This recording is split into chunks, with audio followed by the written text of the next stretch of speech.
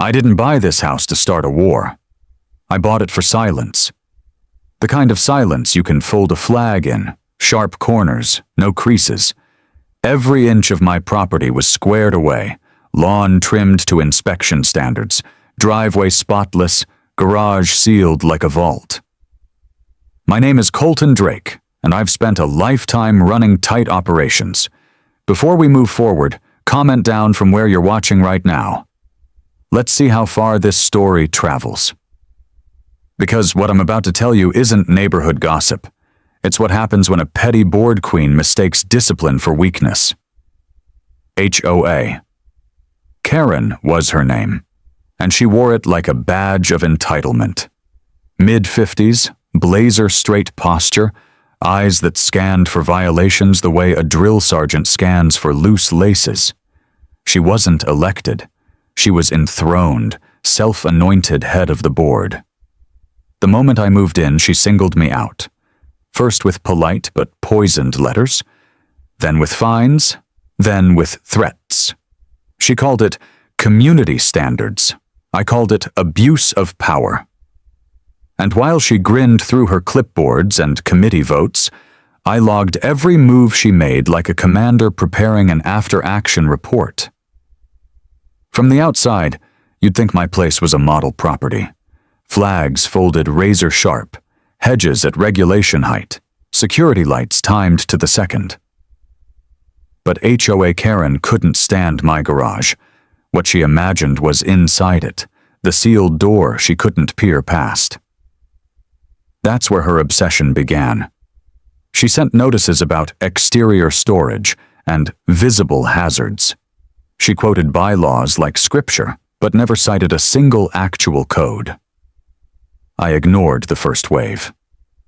In the military, you learn not every provocation deserves fire.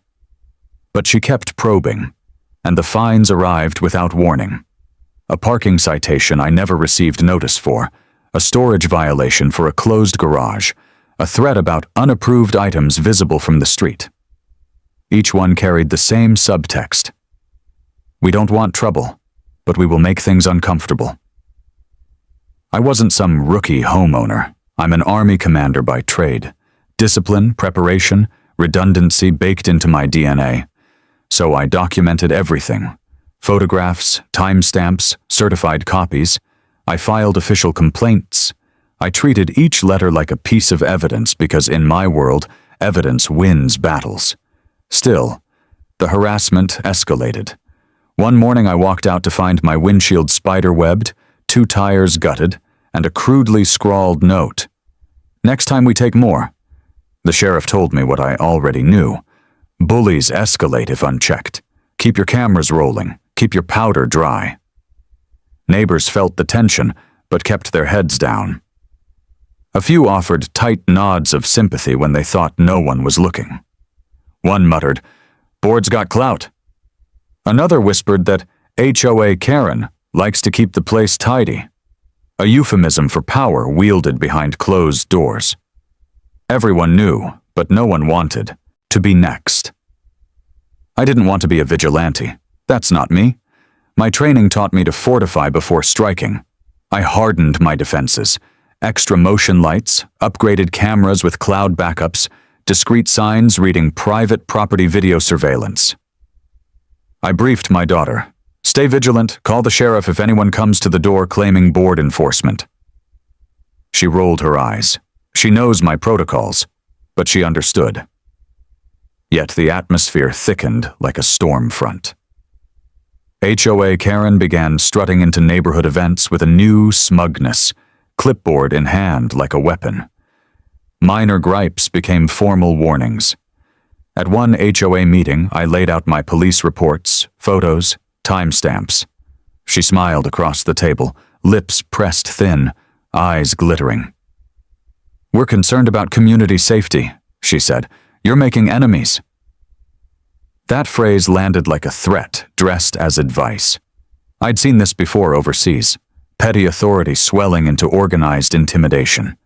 The difference here was that the battlefield was my own driveway, so I prepared for people who think paperwork gives them power. I called Marcus, an old friend from a unit I commanded years ago, now a contractor who sleeps with a rifle under his bed and knows how to move quietly.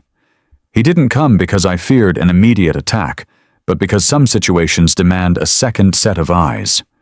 We walked the property together, shifted camera angles, tested blind spots. Marcus insisted on adding a hidden feed aimed square at the garage door and a back camera covering the alley. We joked about living in a spy movie because the alternative was letting the anxiety win. I believed cameras and a level head would be enough. I was wrong. I didn't arrive in this neighborhood as some naive civilian. My record reads like a field manual. Multiple deployments, command of a logistics battalion in 2 theaters, clearance levels most people never hear about. Paperwork is my native language. Evidence is my oxygen. When I signed the deed to this property, I walked the perimeter with a practiced eye, noted ingress and egress points, mapped camera coverage in my head before the first box was unpacked. This wasn't paranoia, it was preparation. That preparation is why I'm still standing to tell this story. Before HOA Karen came sniffing, I'd already built a reputation as the quiet neighbor who paid on time, kept his yard immaculate, and waved at kids riding bikes. Veterans don't need parades. We need order. For a while, I had it. Then she appeared at my door one afternoon with a clipboard and a smile that never reached her eyes. "Welcome to the community," she said. "We have standards." Her tone carried the same weight I'd heard in a junior officer misquoting regulations to cover a bad call. In that moment I knew. This wasn't about community. It was about control. I treated her first letters like routine noise. In the Army, you learn to filter chatter. But she escalated. Each citation arrived without prior notice, each threat wrapped in polite stationery. I responded with precision. I documented delivery dates, photographed envelopes, and mailed certified responses citing state homeowner protection statutes. When she accused me of visible hazards, I measured distances from the street and attached photos to prove her wrong. Every time she fired a shot, I built a thicker case. Meanwhile, neighbors whispered stories of fines for garden gnomes, notices for unauthorized paint tones, threats of liens over a forgotten trash can. The pattern was clear. She selected targets, isolated them, and drained them. One retired teacher told me HOA Karen keeps the place tidy, the same kind of euphemism locals used overseas when warlords kept order. The teacher's eyes darted left and right as she spoke. Fear makes people small. I wasn't interested in playing hero. I was interested in staying left of bang, stopping a threat before it peaks. I hardened the perimeter, additional motion lights tied to a UPS battery, cloud-based surveillance with redundant feeds, signage citing state trespass laws. I even drafted a legal memo for my daughter with emergency contacts and sheriff numbers. To outsiders, it looked like overkill. To me, it was just a layered defense plan, a living version of FM 390, tactical operations. But HOA Karen was evolving too. She started showing up at block parties with new board members in tow, whispering in ears, building a network. She turned minor complaints into formal warnings, then public shaming at meetings. When I stood and calmly laid out my evidence, police reports, photos, timestamps, she leaned back like a chess player watching a pawn walk into a trap. "We're concerned about community safety," she repeated. "You're making enemies." That phrase wasn't a warning. It was a declaration. I remembered similar tactics used by petty officers trying to box out stronger leaders. They isolate, they gaslight, they escalate. I wasn't about to let that blueprint run unchallenged. I reached out to Marcus, my former sergeant major turned private security consultant. He'd trained recruits who now guard embassies. He knows where to put eyes and ears so no one slips through. He showed up on a Saturday morning. Jeans, ball cap, rifle case in the trunk. We shook hands without words. In the field, trust doesn't need explanation. We walked my property like a patrol, corners, shadows, blind spots. Marcus suggested moving the east side camera 6 degrees to cover a potential crawl space under the fence. He placed a covert lens aimed straight at the garage door and another covering the back alley. We tested every feed, recorded latency, stored backups on 2 separate clouds. As we worked, we joked about living in a spy thriller. Jokes are how soldiers bleed tension. Beneath it, we both felt the same pulse. Something was building. Inside my study, I stacked HOA Karens, letters in a binder thicker than a criminal indictment. At the front, I clipped a printout of Title 18 USC, Harbor 912, impersonating an officer of the United States. Beneath that, state codes on criminal trespass and unlawful entry. If she or anyone acting under her banner crossed my threshold, I wanted a legal hammer ready. This wasn't about bravado, this was about leverage. Night after night, I reviewed footage. I marked vehicles that slowed in front of my house. I noted HOA Karen's pattern of visits to other homes. I built a timeline. In my world, patterns predict intent.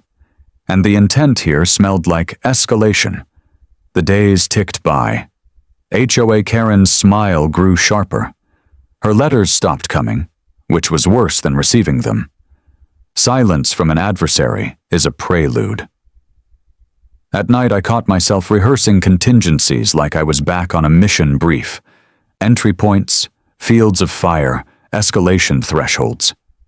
I hated that she'd dragged me back into that headspace, but I wasn't going to be surprised on my own ground. It happened on a Tuesday night while Marcus and I were in the kitchen going over camera placements.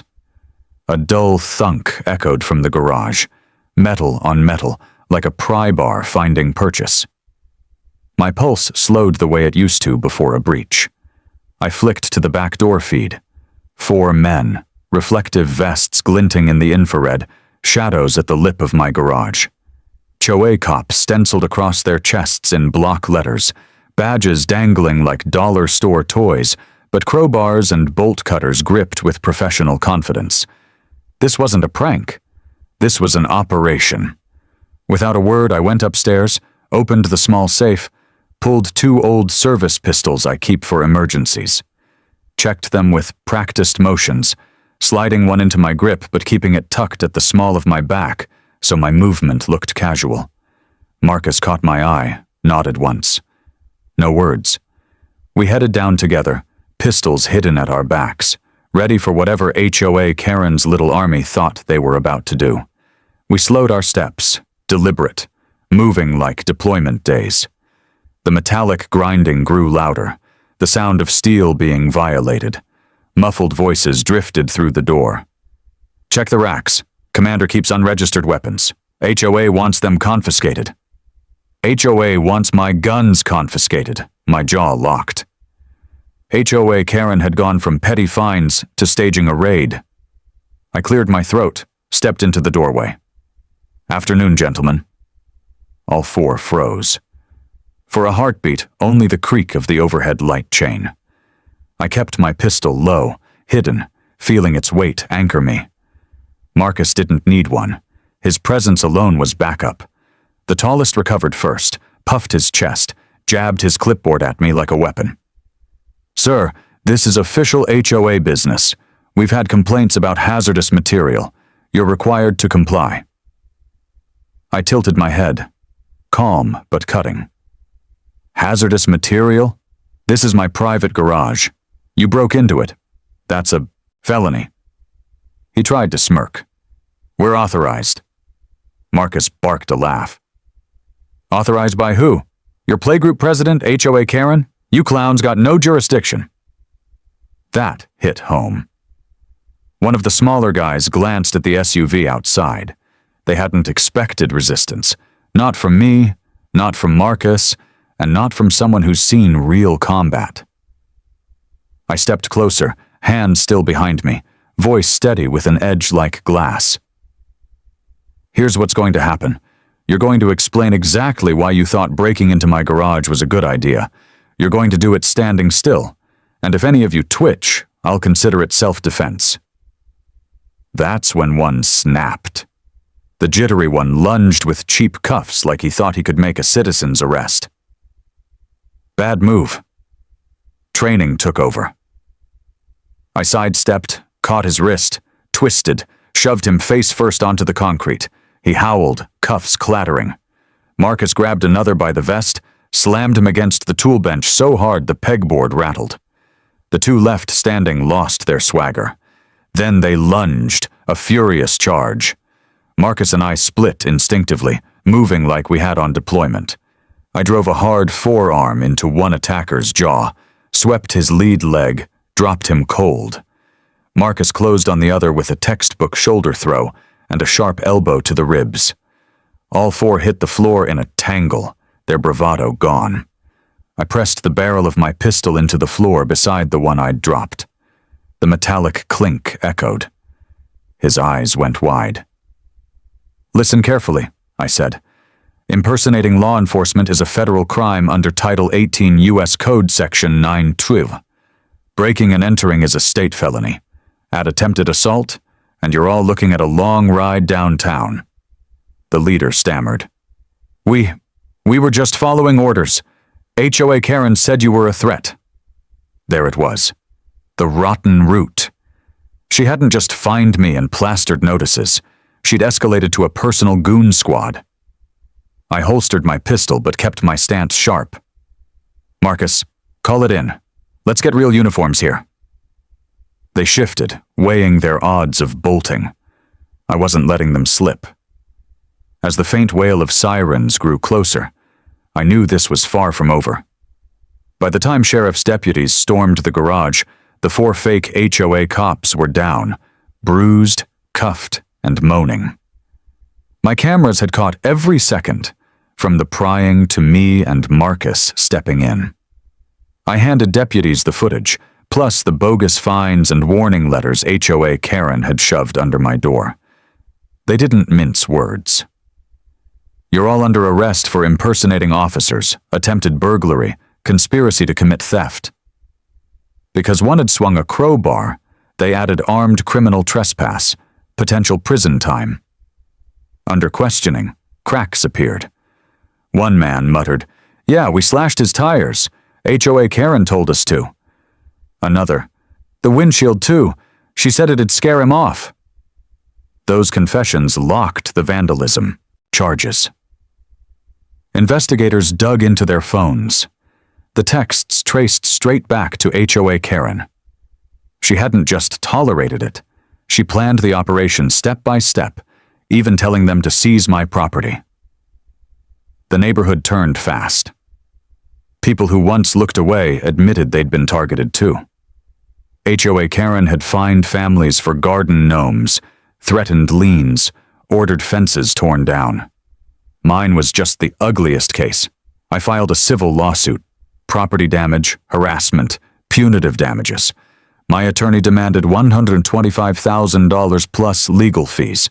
The HOA's insurer settled for $100,000 and full reimbursement of my costs. HOA Karen herself had to cough up $15,000 personally after the judge spelled out she'd abused her power. In criminal court, the 4 imposters pled guilty to trespass, impersonation, vandalism, attempted theft. They walked away with probation, fines, permanent criminal records. HOA Karen pled guilty to harassment and conspiracy. She lost her position, was barred from any HOA in the county, and fined $10,000. When it was over, I stood in my garage with Marcus, looking over the arsenal they tried to steal. The walls felt heavier, quieter, but safer. Neighbors stopped to shake my hand, thanking me for standing up. The HOA was stripped of its fangs, restructured with real oversight. They thought they could storm into my life and take what they wanted. They didn't know I was an army commander. They do now.